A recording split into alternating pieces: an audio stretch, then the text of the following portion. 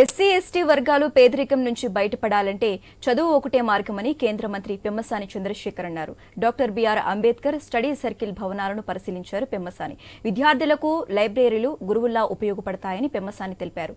YCP ప్రభుత్వం అభివృద్ధిని గాలికి వదిలేసిందని మండిపడ్డారు. పేదలు చదువుకోవటానికి వీలుగా ఇలాంటి భవనాలు అందుబాటులోకి తీసుకురావటమే కూటమి ప్రభుత్వ లక్ష్యమన్నారు.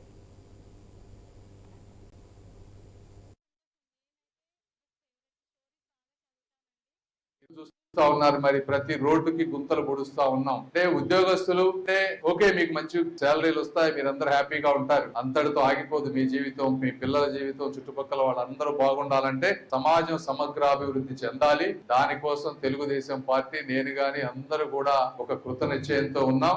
ఇక్కడ మొన్నే వచ్చి లైబ్రరీ చూశాను. ఆ లైబ్రరీని ఏ విధంగా ముందుకు తీసుకువెళ్లాలనేది సెంట్రల్ గవర్నమెంట్ కొన్ని స్కీమ్స్ ద్వారా వర్క్ చేస్తున్నాం. అవుతుందన్న నమ్మకం ఉంది. అదే విధంగా ఇవి కూడా పేదవాళ్ళు పేదరికం నుంచి బయటపడాలంటే చదువు ఒక్కటే మార్గం.